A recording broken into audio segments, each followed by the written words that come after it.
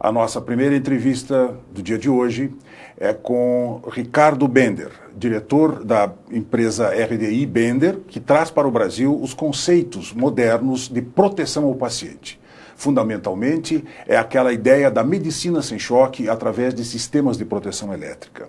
Então, nós temos o prazer de começar a nossa entrevista deste dia com o Ricardo Bender. Por favor.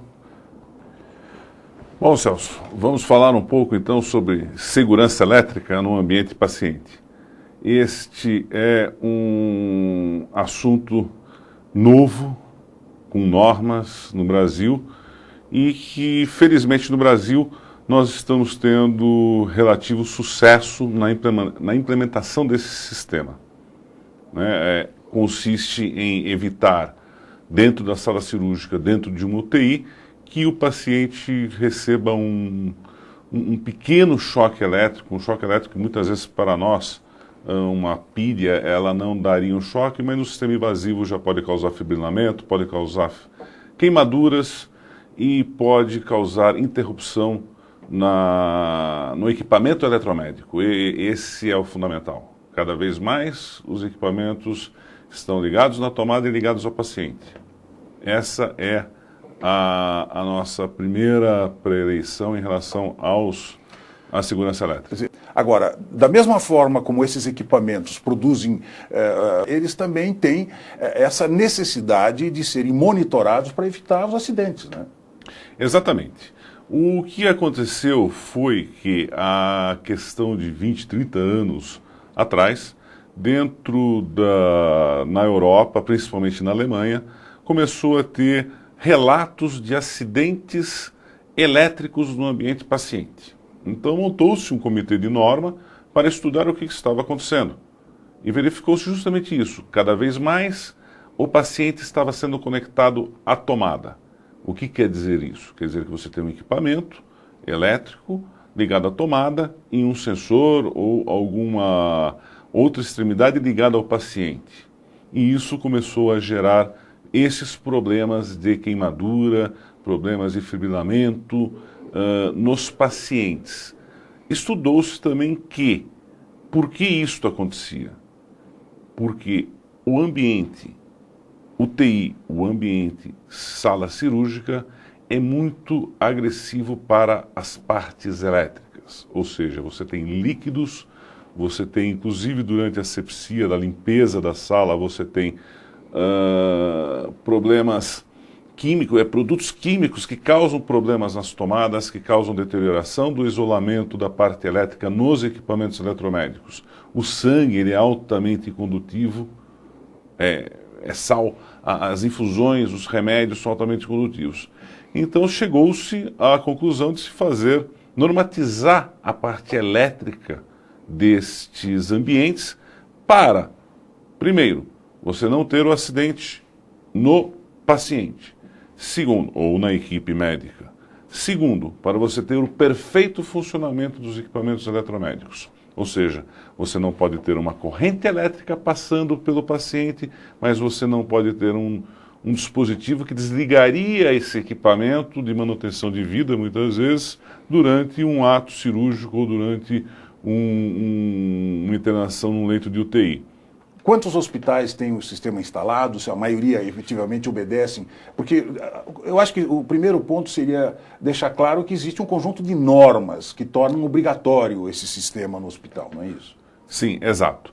Nós somos desde no final de 95, novembro de 95, 1995, nós estamos normatizados com uma norma ABNT, que ela é de número 13534, que ela fala sobre as instalações elétricas, não só no nosso caso, que são as mais críticas, mas de todo um complexo hospitalar, desde a sua entrada da energia até a sua utilização final. Isso é normatizado, isso também era posto como uma lei por uma portaria do Ministério da Saúde, a 2662, e posteriormente pela RDC 050 da Anvisa, que dá um caráter de lei.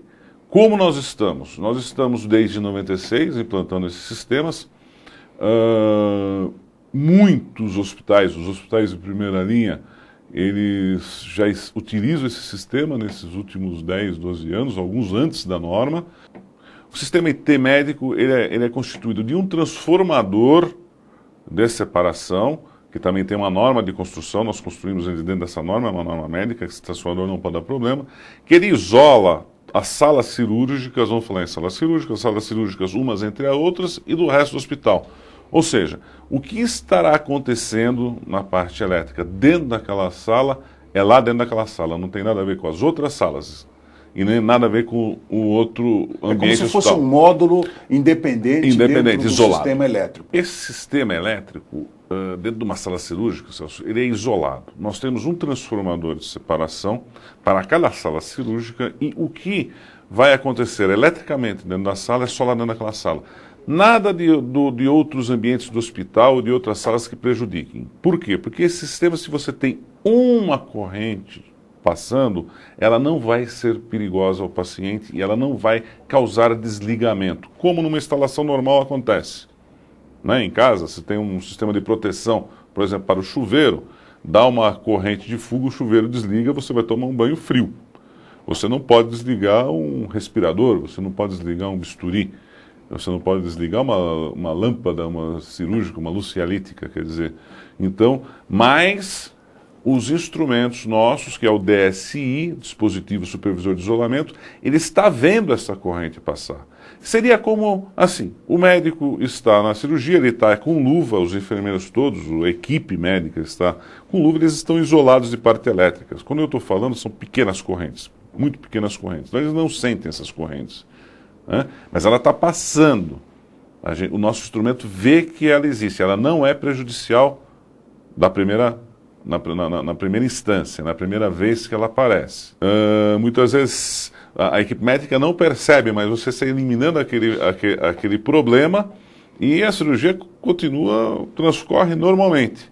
Em sistemas normais que a gente faria, o equipamento desligaria, aí daria um corre-corre.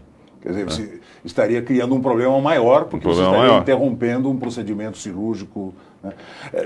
Qual é o seu maior cliente dentro do hospital? É a administração ou é a equipe médica, a equipe de atendimento que está, digamos assim, atenta a esses acontecimentos, a esses episódios elétricos? Veja bem, hoje o complexo hospitalar ele é muito tecnológico. Você tem equipamentos extremamente caros. Né? Então, nós partimos desde a direção do hospital até o servidor da manutenção, os engenheiros. Existem hospitais hoje que têm verdadeiras equipes de engenharia. Né? Tudo isso para os procedimentos serem... você ter poder para o médico ter aquele equipamento, aquela tecnologia funcionando. Você tem que ter aquela tecnologia funcionando. A tecnologia é muito cara, então ela tem que funcionar. Quer dizer, há também digamos, um retorno do ponto de vista de manutenção, do ponto de vista de qualidade do Sim, eu vou citar um caso que nos foi relatado por um cliente essa semana, onde uma falha numa fonte de um respirador causou a interrupção da umidificação desse respirador e começou a jogar ar seco. Isso é extremamente perigoso, foi detectado já logo no início. Esse carro de anestesia foi trocado, teve que ser trocado, porque já não estava dando um problema elétrico, já estava causando um problema funcional, extremamente grave. E a cirurgia transcorreu normal com outro carro respirador. O hospital ligou para a gente para agradecer que não teria visto, não teria sentido que aquilo teria acontecendo se não tivesse monitorando esses equipamentos. Ok, veja, a gente entende que a tecnologia é um bem, a tecnologia contribui enormemente para o desenvolvimento do atendimento hospitalar, do atendimento em saúde, mas esses cuidados são fundamentais, né? Quer dizer, essa ideia da medicina sem choque, da medicina eletricamente protegida, é uma coisa que está se consolidando. Na sua opinião, hoje, qual é o percentual dos hospitais brasileiros que já utilizam o equipamento? Qual é a sua visão de futuro desses sistemas no Brasil? Olha, nós temos hoje, basicamente, em salas cirúrgicas, quase 2.000 a 3.000, eu não tenho o número exato, mas já passa de 2.500 o número de sistemas instalados em hospitais. Logicamente, você pode pegar hospitais que têm 20, 30 salas cirúrgicas. Em número de hospitais que nós atendemos basicamente os 250, 280 hospitais. Se você for pôr que nós temos 6.000 hospitais, nós vamos ver que falta muito a ser feito. Né? O problema é que existem muitas unidades sem recurso suficiente para uma reforma. Você tem que, na realidade, fazer uma reforma no hospital para modificar aquele sistema elétrico do hospital. Não é uma coisa fácil, e isso faltam recursos. As entidades filantrópicas, elas necessitam de recursos. Os hospitais públicos de prefeituras, eles necessitam de recursos. Né? Então, falta recurso na área, principalmente na área governamental, por esses hospitais. A área privada está fazendo a sua parte, e muito bem. Né? Bom, onde é que o nosso telespectador pode encontrar mais informações sobre os sistemas e como é que o nosso telespectador pode conversar com você para ter mais detalhes disso? Pode através do nosso site, okay, que é o www.rdibender.com.br, que eu acho que é o meio hoje de comunicação mais fácil. Lá tem os nossos telefones, pode ligar a minha pessoa, Ricardo Bender, eu atendo, eu sou... Qual é o número? É o 3079-5200 em São Paulo, que é o 011, e eu realmente me envolvo. Eu não sou um executivo que fico atrás da cadeira. Eu me envolvo, eu vou no hospital. Nosso pessoal de engenharia, nosso pessoal técnico também é totalmente envolvido com a área hospitalar. Ok, se você quer uma medicina sem choques, converse com o Ricardo.